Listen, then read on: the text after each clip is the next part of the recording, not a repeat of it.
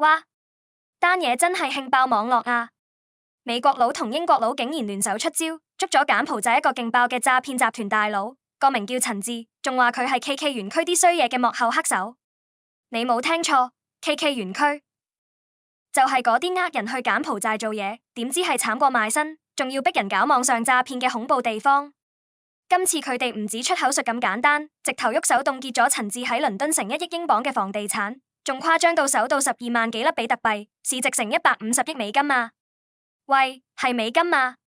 換算港紙咪成千幾億，簡直係全球加密貨幣犯罪案嘅世紀大案。最估唔到嘅係呢件事竟然燒埋嚟香港。查到原來陳志喺香港揸住或者間接控制咗10間公司，入面仲有2間係上市公司，一間叫智浩達1707，另一間叫坤集團0924。你估下點？消息一出，呢2間公司即刻嚇到賴尿咁，嗱聲發聲明話同陳志割席。智浩達就話陳志唔係佢哋員工或者管理層啦，仲強調公司啲生意主要喺香港。坤集團就話佢哋啲業務重心喺新加坡，冇掂到英美市場啲嘢。但係呢啲股民邊有咁易信啦？梗係驚會牽連甚廣啦，尤其係啲跨境資金流動同合作關係，隨時中招。所以咯，股價即刻插水。晏晝1點幾嗰陣，智浩達跌咗差唔多9%，坤集團重金跌咗12%。睇嚟大家真係驚到震。啲法律專家就話，今次單嘢特別在於英美佬第一次咁樣長臂管轄，對付東南亞啲詐騙集團，仲要傳統資產同加密貨幣一齊打。依家嗰2間上市公司就話會搞法律評估，睇下點算。不過業內人士就話，如果之後查到啲資金流動有問題，分分鐘香港啲監管機構都會介入調查，咁就真係為港股市場掟咗個超級唔穩定嘅炸彈。講反單嘢個主角陳志，聽講佢福建出世，今年38歲，俾人控告電匯詐騙同埋洗黑錢，依家仲着草緊。如果罪名成立，最高可以坐40年監。美國佬話佢用佢間太子集團啲地產、金融、網上賭博同埋加密貨幣挖礦嚟做掩護，喺柬埔寨起咗起碼10個詐騙園區。啲園區仲要好似集中營咁，高牆鐵絲網圍住，捉咗好多外國人返嚟。佢哋話請佢哋做客服或者技術支援，點知係逼佢哋用假嘅社交賬號扮嘢，用殺豬盤呢招全球啲投資者入錢買虛擬貨幣，有啲苦主仲慘到唔見咗超過40萬美金。美國佬仲話，如果有人想走佬，就會俾人打，甚至電擊。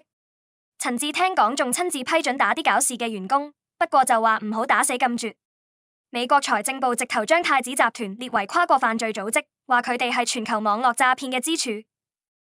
查咗年半，英美佬話陳志同佢啲同黨將啲黑錢搬去外國買豪宅、遊艇、私人飛機同埋名畫，好似喺倫敦嗰間值1200萬英鎊嘅大宅，同埋金融城嗰棟值9500萬英鎊嘅辦公室都係佢嘅。美國司法部仲爆料，話佢用啲錢買咗畢加索嘅畫同埋好多名錶，仲送咗隻勞力士俾佢啲高層老婆。呢個陳志都幾巴閉，聽講佢喺柬埔寨攞咗個呢格克嘅榮譽頭銜，喺太子集團個網度仲叫佢陳志公爵。有人分析話，太子集團喺柬埔寨啲政治同經濟網絡入面地位舉足輕重，根本就係啲詐騙產業嘅金主同保護傘。最爆嘅係，原來佢喺香港直接或者間接揸住10間公司，包括智浩達同坤集團呢2間上市公司。呢2間公司近年股價都唔係咁掂，啲董事名單同控股結構仲同太子集團有啲關聯。依家俾美英佬制裁，啲金融機構可能唔敢再同佢哋有任何瓜葛啦。美國啲檢察官就話，如果法院批准，佢哋會用嗰啲搜到嘅比特幣嚟賠償俾啲詐騙受害者，以依家個價嚟計，超過14億美金啊！美國財政部仲話，單上年，美國人因為東南亞啲網絡詐騙就唔見咗成100億美金，一年升咗66%。所以今次單嘢俾人形容為史上最大投資詐騙之一。